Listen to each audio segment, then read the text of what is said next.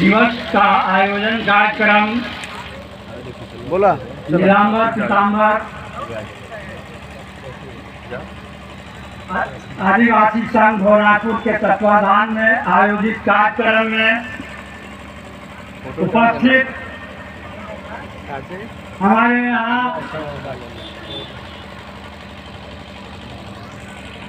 माताएं, बहनें, बच्चों, नौजवान साथियों, पत्रकार बंधुओं, हमारे प्रशासनिक अधिकारी, हमारे अभिभावकगण एवं हमारे जो भी इस पंडाल में पहुंचे हुए तमाम लोगों को मैं विश्व आदिवासी दिवस के अवसर पर प्रखंड कमेटी के ओर से आप सबों को हार्दिक अभिनंदन करते हुए सभी को जोहार करता हूं। साथियों, पूरे वक्ताओं ने लगभग सारी बातों की ओर इशारा किया और हम लोग उस बात को सुन रहे हैं। सबसे चिंता का विषय जो है यह है कि आजादी के 75 साल बीत रहे हैं और संविधान लागू हुए 73 साल बीत रहे हैं। संयुक्त राष्ट्र संघ ने 1982 में सदस्य देशों की एक आवश्यक बैठक की। बैठक इस विषय पर किया गया जरूरी है कि पूरे विश्व में वही कहना पड़ेगा आदिवासियों की स्थिति लगभग एक समान है। वहाँ थोड़ा सा मुखिया से बात कीजिए और उन आदिवासियों का भलाई, उन आदिवासियों के लिए एक मानव अधिकार, मानव संबंध जीवन कैसे जिए, इस सारी चीजों पर चर्चा करने के लिए संयुक्त राष्ट्र संघ ने बैठक किया और डिसीजन के मुताबिक, उस निर्णय के मुताबिक 23 दिसंबर 1994 में अमेरिका में या विश्व आदिवासी दिवस के रूप में शुरुआत की गई। अब चिंता का विषय यह है कि हमारा अपना संविधान बना हुआ है। संविधान में हमारे पूर्व वक्ता ने बताया आर्टिकल का जिक्र करके, सारा चीज हमारे संविधान में है। तो संविधान के जो रक्षक हैं, इस सरकार को चलाने के लिए जो 4 स्तंभ हैं, विधायिका, कार्यपालिका, न्यायपालिका और मीडिया, चारों मौजूद है ना। चारों तंत्र मौजूद होते हुए हम आदिवासी आज भी दुर्दशा झेल रहे हैं। हमारे बेटी बहनों के साथ आज जो है अत्याचार हो रहा है, अन्याय हो रहा है, लेकिन सब जो है अधिकारी पदाधिकारी हमारे मीडिया तंत्र के लोग के कान पर जू तक नहीं देख रहा है। हम तमाम आदिवासियों से कहना चाहेंगे, हम आदिवासी जो हैं प्रकृति पूजक हैं। हमारे पूर्व वक्ता ने बताया प्रकृति पूजक हम लोग इसलिए हैं कि हम लोग देवता, हमारा देवता जो है नदी है, पहाड़ है, जंगल है, पेड़ पौधा है, सूरज है, चांद है, पवन है, यह सब हमारे देवता हैं जो सचमुच पृथ्वी पर रहने वाले बिना भेद के तमाम लोगों के बीच अपना जो गुण है वो वितरण करते हैं। किसी तरह के कोई भेदभाव नहीं है और हम उसी का अनुयायी हैं। हमारे आदिवासी उसी का अनुयायी हैं। अब हम लोग सोच सकते हैं, इस पर हम लोगों को विचार करना है।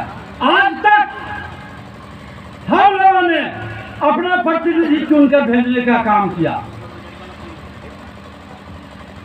हमारे संविधान के अंदर जो 5वीं अनुसूची है पेशा कानून है जो स्पेशल हम आदिवासियों के हित और कल्याण के लिए है। क्या कर रहे हैं हमारे लोग, जनप्रतिनिधि लोग? विधानसभा में सवाल उठा रहे हैं। CNT एक्ट 1908 में बना है।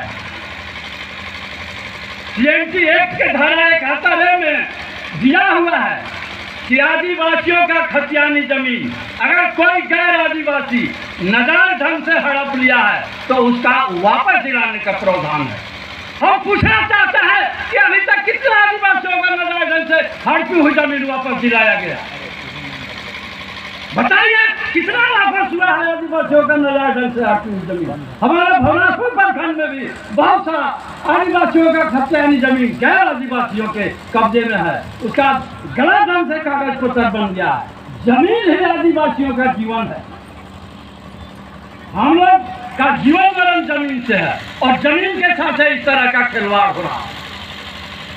अब हम जो है सोच सकते हैं कि आखिर हम, इसका मतलब है कि हम कहीं फेल कर रहे हैं, हम प्रतिनिधि चुनने में गलत कर रहे हैं। ऐसा तो नहीं हो रहा है। आवाज ठीक है?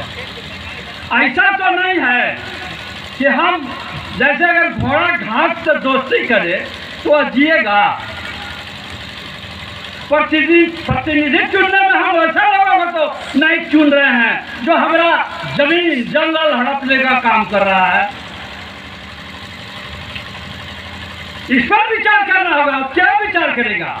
हम जब लूटे जा रहे हैं, हम फटियाल हैं, हम हाशिए पर हैं, तो हमारा हक अधिकार के लिए कौन सोचेगा? हम दूसरे पर आश्रित जीवन नहीं जिएंगे। अगर इतिहास उठा कर देखेंगे तो हमारे जो महापुरुष हैं, सिद्धो कान्हो, कान बैरो, फूलो धानो, 1857 की लड़ाई में हमारे नीलांबर पीताम्बर जी थे। उनके पहले जो आंदोलन हुआ है उसमें शरीक होने वाले हमारे आदिवासी महापुरुष। भारत देश के आजादी में आदिवासियों का अग्रणी भूमिका रहा है। तो जब हम अन्याय के खिलाफ बगावत कर सकते हैं, हम लड़ाई लड़ सकते हैं, तो हम सत्ता का संचालन नहीं कर सकते हैं? सत्ता का संचालन हम नहीं कर सकते हैं। प्राचीन इतिहास की ओर जब जाते हैं हम, तो हमारे पूर्वजों का यहाँ शासन था, हमारे पूर्वजों का यहाँ शासन था। लेकिन आज हम आदिवासी तो बड़ा गर्व से कह देते हैं कि हम लोग आदिवासी हैं। आज भी हम तमाम लोगों से कहेंगे, हमारे अधिकारी महोदय भी बैठे हैं, आदिवासी का अर्थ ही लगाया जाता है कि एकदम आदिवासी का मतलब एकदम निचले तबके का, उनको हेय दृष्टि से देखा जाता है। अब बताइए, पढ़े लिखे लोग भी आदिवासी शब्द का अर्थ अगर लगाएं तो इसका क्या अर्थ होता है? कभी समान के दृष्टिकोण से नहीं देखा जाता है आदिवासियों का। क्या कारण है? आज जो है हम आप लोगों को थोड़ा ध्यान से सुनने के लिए आग्रह करेंगे। कारण कि देखिए, हम लोगों को भाषण भूषण देने नहीं आता और न उस तरह का शैली है, लेकिन अपने अंदर का जो बात है वो तो कहेंगे ही। जैसे देखिए, शोषण जुर्म अत्याचार के खिलाफ आज भी आदिवासी बोलने का दम रखता है, लेकिन आदिवासी को बात सुनता नहीं है कोई। काहे नहीं सुनता है? अभी हम अपने यहाँ के बात बताते हैं। परसों धूप में सांप पकड़ने वाला सपेरा आया और पूछा कि फनका सांप इधर कहीं रहता है? तो लोग बताया कि हाँ, वो बांस के बखार में रहता है। और अपना वो बाजा बजाया, और बाजा बजाया तो 2 फनका सांप नाचते हुए आ गए। और जब फनका सांप नाचते हुए आया तो वह सपेरा जो है उसको पकड़ कर और अपना पिटारी में बंद कर दिया। फनका सांप को पिटारी में बंद कर दिया हुआ, और वह फनका सांप को पिटारी में बंद करके और वह कमाने का एक अपना धंधा अपना लिया। वो बाजा पर डोड़वा धबना नहीं आया, लेकिन फनका सांप आया। तो उसी तरह से जब यहाँ देश गुलाम था, यहाँ वून है, फ्रांस है, बहुत सारे कंपनियां हैं, और यहाँ जो है मुगल है, सब शासन किया और यहाँ शासन करते हुए अपना सत्ता बरकरार रखा। लास्ट में अंग्रेज भी 2 साल लगभग शासन किया, लेकिन हम आदिवासी कभी गुलाम नहीं हुए। हम किसी का अधीनता स्वीकार नहीं किए। हमारे पूर्वज जो है जंगल खो कंदरा गुफा दबा कर रहा, लेकिन किसी का अधीनता स्वीकार नहीं किया। वही कारण है कि आज भी हमारे अंदर वह गुण है कि हम किसी के ऊपर शोषण दोहन नहीं करते हैं। सब कोई जितना भी है हमारा शोषण कर रहे हैं। जल जंगल जमीन जो हमारा मैंने कहिए कि पुश्तैनी, उस पर हमारा मलिकाना हक है, उससे बेदखल करने का काम ब्रिटिश गवर्नमेंट ने भी किया हमको। फॉरेस्ट एक्ट 1927 में जो बना है, आजादी के बाद भी उसमें संशोधन नहीं हुआ। अगर थोड़ा सा संशोधन हुआ 2005-6 में, फिर भी पट्टा वट्टा कुछ लोगों को मिला और कुछ लोगों को नहीं भी मिला। कहने का मतलब है कि हम आदिवासियों का भलाई दूसरा कोई जमात नहीं करेगा, दूसरा कोई जमात नहीं करेगा। यह जो बात प्रमाण सटीक है। अगर प्रमाण सटीक नहीं है तो हमारे पास अधिकारीगण भी बैठे हुए हैं। हम चाहेंगे कि अगर अज्ञानता बस हम यह बात कर रहे हैं तो हमको बताया जाए। अगर अज्ञानता बस नहीं कर रहे हैं, हम बात कर रहे हैं, तो इस लड़ाई को, इस बात को आगे तक सरकार तक भेजने का काम किया जाए। आप तमाम लोगों से, पत्रकार बंधुओं से भी आग्रह होगा, आप चौथा स्तंभ है। आप सच्चाई बात को रखने के लिए आप चाहिएगा तो सारा तंत्र इधर उधर होगा, लेकिन अगर आप ईमानदारी से अगर अपना काम करेंगे तो हम समझते हैं कि उसमें हम लोगों को भी, आदिवासियों को भी भलाई होगा। तो आप लोगों से हम चाहेंगे कि आप लोग भी अपना काम ईमानदारी के साथ करने का कष्ट करेंगे। आग्रह है, निवेदन है आप सब। तो हमारा कहना यह है कि भाई आखिर हम आदिवासी लोग के विषय में आखिर कोई सोच क्यों नहीं रहा है, चिंता का विषय है। और हम लोग दूसरे पर आस लगाते हैं। 52 से चुनाव हो रहा है, हम लोग कहाँ आदिवासी को कभी विधानसभा में भेजने का सोचे? कभी नहीं भेजे। किनको भेजे हैं? हम लोग तो अधिकांश राजा महाराजा को भेजने का काम किए। नगरगढ़, कठवनगढ़, थोड़ा समय के लिए 10 वर्ष गिरवर पाड़े जी रहे, लगभग 7.5 साल केसरी जी भी रहे, और बाकी तो हमारे राज परिवार के ही लोग हैं। लेकिन राज परिवार के लोग जो है जमीन हड़पने का काम किया। अब जो जमीन हड़पा है वो कभी बंटवाने का काम करेगा क्या?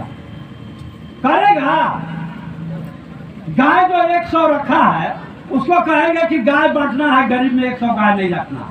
सीलिंग एक्ट लगा ना, सीलिंग एक्ट में मान लीजिए उसमें निर्धारित हुआ 1000 एकड़ 500 एकड़ जमीन रखने का मैंने अधिकार किसी का नहीं है, सीलिंग एक्ट के कारण। अभी तक हमारे बीच बहुत लोगों को, जैसे बाबा जो थे आपको सर्वोदय आंदोलन चलाए थे, विनोबा भावे, उसमें बहुत गरीब लोगों को, आदिवासी लोगों को, दलित लोगों को भूमिहीन पर्चा मिला है। वो भूमिहीन पर्चा मिला हुआ है उनका, लेकिन वह जमीन पर दखल पर नहीं है।